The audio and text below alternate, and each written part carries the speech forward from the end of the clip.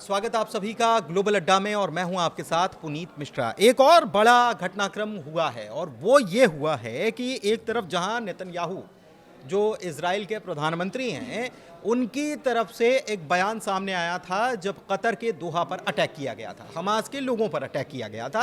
वो बातचीत करने की प्लानिंग कर रहे थे लेकिन वहां पर अटैक हुआ और उसके बाद हमने देखा कि अरब और मुस्लिम कंट्रीज एक हो गए। लेकिन नेतन्याहू ने कहा कि हम हमारे दुश्मन को हर उस जगह घुसकर मारेंगे और एक बार नहीं, दोबारा, तीबारा, चौबारा मारेंगे। मतलब बार बार ऐसा कोई करेगा तो हम मारेंगे ही मारेंगे। लेकिन इसके बाद डेवलपमेंट ये हुआ कि ट्रंप के पास पहुंचे और एक फोन कॉल वहां से जाता है, कहां, कतर के प्रधानमंत्री को, और प्रधानमंत्री से बातचीत करते हैं। नेतन्याहू कहते हैं सॉरी।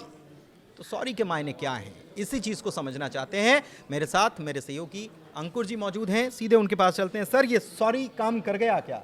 कतर को पसंद आया या सऊदी को पसंद आया, अरब को पसंद आया? और देखिए, मुझे लगता है कि जो बेंजामिन नेतन्याहू जो इजराइल के प्राइम मिनिस्टर है, उन्होंने कतर के आमिर को फ़ोन किया और फ़ोन करके कहा कि जो हमने दोहा में अटैक किया था हम उसके लिए एक तरह से माफ़ी चाहते हैं और वो काफ़ी अनफॉर्चुनेट इंसिडेंट थी।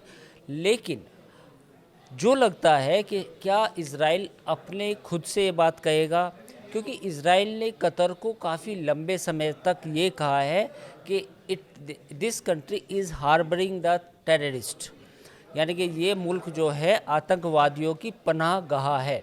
ये इज़राइल ने पिछले 2 साल में, ये उनके प्राइम मिनिस्टर का भी बयान है। और एक आपको मैं बयान याद दिलाना चाहूँगा, पिछले साल का है यूएन असेंबली का, जिसमें उन्होंने कहा था कि जो लोग हमास को पनाह देते हैं वो संभल जाएं। इज़राइल के जो निशाने पर पूरा मिडिल ईस्ट है और इज़राइल पूरे मिडिल ईस्ट में कहीं भी अटैक कर सकता है। ये मैं पिछले साल के यूएन असेंबली के भाषण की जिक्र कर रहा हूँ जो नेतन्याहू ने बात कही थी। ठीक है। अब होता क्या है कि अब होता ये है कि पॉलिटिकल ब्यूरो का ऑफिस है हमास का, सारी दुनिया जानती है। हमास को पॉलिटिकली सपोर्ट करता है कतर, ये भी बात जानती है, पूरी दुनिया जानती है। और हमास जब वहाँ पर सत्ता में था गज़ा में, तब भी काफ़ी बिलियन डॉलर्स की एड मिलती थी कतर से। तो ये तमाम चीज़ें थी। तो इज़राइल पहले से आलोचना करता रहा है कतर की। तो जब ये अटैक किया लास्ट में जो रिजल्ट आया, जो अटैक हुआ, वो ये हुआ कि इज़राइल की एयरफोर्स ने दोहा में हमास के पॉलिटिकल ब्यूरो के ऑफिस पर अटैक किया। तो इस अटैक के बाद कतर ने कहा कि मेरे एज ए कंट्री हम आज़ाद मुल्क है और इज़राइल का जो हमला है ये जेनेवा कन्वेंशन का भी उल्लंघन है। उसके बाद अमेरिका ने कुछ ढूल मूल बातें कही कि भाई मुझे पता था, नहीं पता था, कुछ क्या बात, इस तरह की बातें, भरोसा दिया आगे से नहीं हुआ। लेकिन आज ये जो फिर ये कल जो फ़ोन कॉल हुई, इस फ़ोन कॉल के बाद लगता है कि क्या इज़राइल ने खुद से फ़ोन किया, इज़राइल के प्राइम मिनिस्टर ने, या फिर ये मसला कुछ और है। दरअसल ये मामला मुझे जो लगता है कि अमेरिका अपना गाज़ा प्लान को इम्प्लीमेंट कराने के लिए जो मिडिल ईस्ट में उसको जो सपोर्ट चाहिए, सऊदी अरब से चाहिए, कतर से चाहिए और जॉर्डन से चाहिए, तो वो सपोर्ट चाहता है ताकि जो अमेरिका के गाज़ा प्लान को इम्प्लीमेंट किया जा सके। और यही वजह है कि थोड़ा सा इज़राइल को ये समझाया गया है कि भाई सॉरी बोल दो, काम बन जाएगा। सॉरी बोल दो, काम बन जाएगा। लेकिन सॉरी से काम बन रहा है क्या? और ये सॉरी जो है, ये सॉरी तो नेतन्याहू पहले भी बोल सकते थे।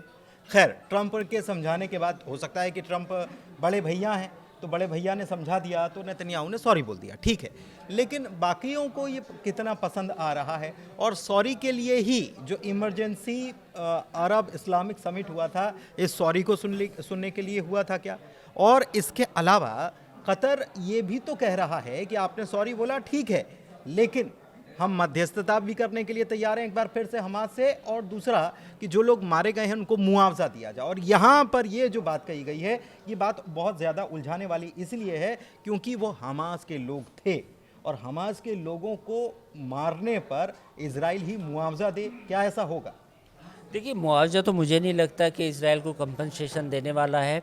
रही बात आपकी उस बात की जो आपने कही कि कतर पर जब अटैक हुआ तो तमाम मुस्लिम मुल्कों को बुलाया गया, जिसमें पाकिस्तान सबसे पहले पहुंचा।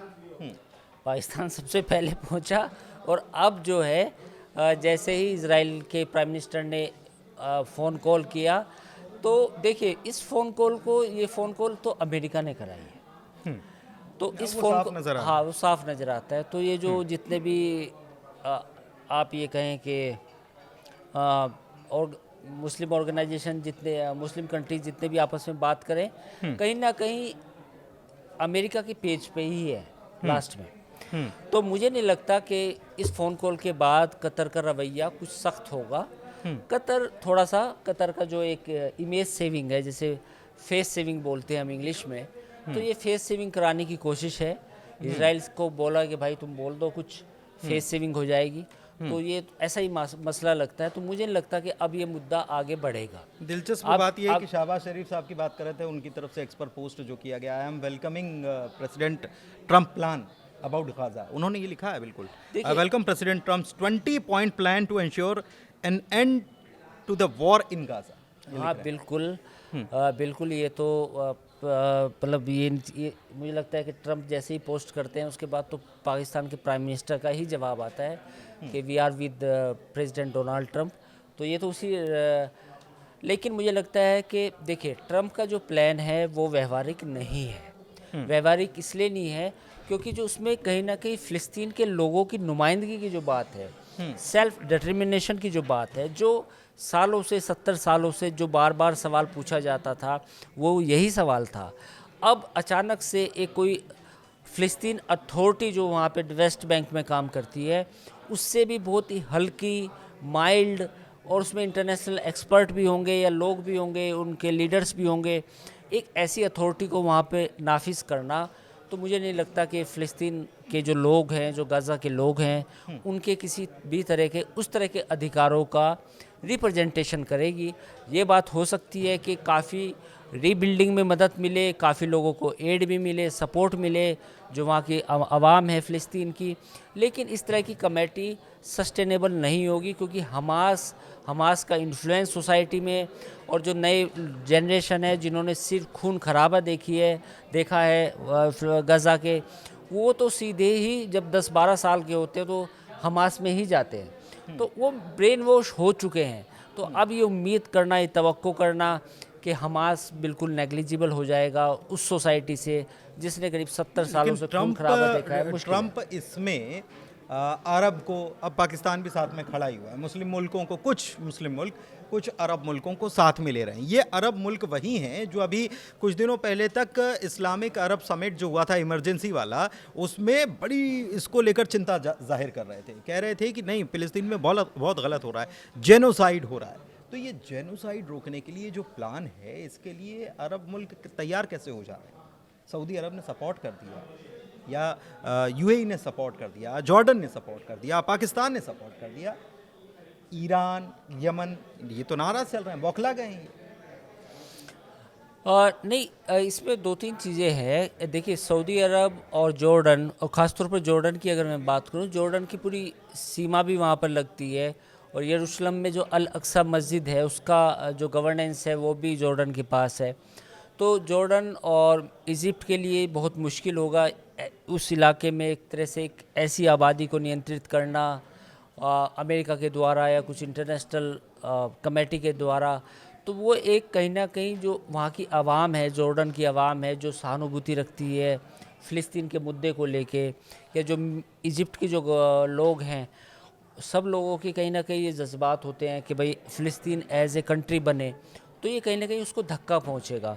क्योंकि देखिए, लेकिन ये सपोर्ट कर रहे हैं ना सर, नहीं ये सपोर्ट कर रहे हैं, ये जॉर्डन सपोर्ट कर रहा है, सऊदी अरब सपोर्ट कर रहा है, यूएई सपोर्ट, मतलब मैं ये पूछना चाह रहा हूँ आपसे कि ये सहानुभूति का पहलू एक तरफ कि दर्द है, तकलीफ़ है, लोग मर रहे हैं, और दूसरी तरफ वही कि अरब कंट्रीज़ का नज़रिया बाकी चीज़ों को देखने का अलग होता है, बिल्कुल अलग होता है। अमेरिका के साथ लेकिन मेरा मानना ये है कि जैसे अभी आप बयान सपोर्ट में देख सकते हैं, जो आपने बात कही, चाहे पाकिस्तान ने सपोर्ट किया हो, किसी ने भी किया हो, लेकिन बाद में कहीं ना कहीं जब बातचीत होगी, जब सारी पार्टी, ऑल पार्टी बैठेंगी, तो मुझे लगता है कि जॉर्डन के लिए, इजिप्ट के लिए, ये अपनी आवाम को समझाना बहुत मुश्किल होगा कि हमने गज़ा को कहाँ, हम फ़िलिस्तीन एज ए कंट्री बनाने निकले थे, फ़िलिस्तीन एज ए नेशन बनाने निकले थे, और कहाँ हमने गज़ा को एक सेमी ऑटोनोमस कंट्रोल्ड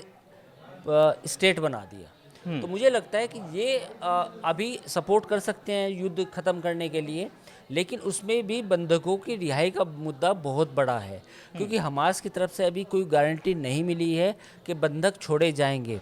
और अगर बंधक छोड़े नहीं गए, जो 10 बंधक हैं हमास के पास, तो इस प्लान को इम्प्लीमेंट करना बहुत मुश्किल होगा।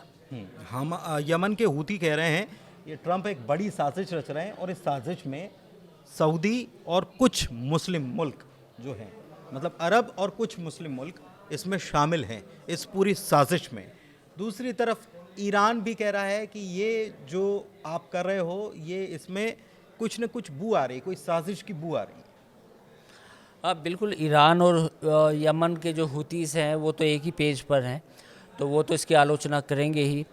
सऊदी और कतर और मिस्र और जॉर्डन को मजबूरी में ट्रंप के इस प्लान को सपोर्ट करना पड़ेगा, वो एक बड़ी बात है। लेकिन सवाल ये है कि बंधक रिहा होंगे नहीं, क्योंकि इज़राइल के लिए जो डोमेस्टिक उनकी कंपल्शन है वो भी बहुत महत्वपूर्ण है, क्योंकि बगैर इज़राइल के 10 होस्टेज के इस प्लान को लागू करना और फिर नेतन्याहू को ये जवाब देना इज़राइल की आवाम को या जनता को कि हम बंधक छुड़ा के नहीं ला पाए और फिर हमें गाज़ा को रीबिल्ड करना पड़ रहा है। यानी कि एक तरह से पहले तो उन्होंने बर्बाद किया गाज़ा को और फिर गाज़ा को फिर बनाना भी है पूरी उस कमेटी को। तो बिना बंधकों के रिहाई के ये प्लान को इम्प्लीमेंट करना बहुत मुश्किल है। ठीक है, बहुत मुश्किल नज़र आ रहा है। और इस बीच ईरान की तरफ से एक सांसद ने तो इतनी तीखी टिप्पणी की है कि जिसके बारे में क्या ही कहा जाए। वो कह रहे हैं कि ये तो वैसा ही है जैसे किसी ने रेप की घटना को अंजाम दिया उसके बाद सॉरी बोल रहा हो। तो क्या आप इसको इस पर उत्साह जता सकते हो क्या? अब्बास अराक्ची जो हैं उनकी तरफ से भी आया है, उन्होंने भी इंटरव्यू दिया, कहा कि ये जो माफ़ी मांगी गई है ये देर से माफ़ी मांगी गई है और ये पर्याप्त नहीं है, उनकी तरफ से ये कहा गया है। और क्षेत्रीय शांति के लिए ख़तरा भी वो बता रहे हैं ये सब पूरे घटनाक्रम को।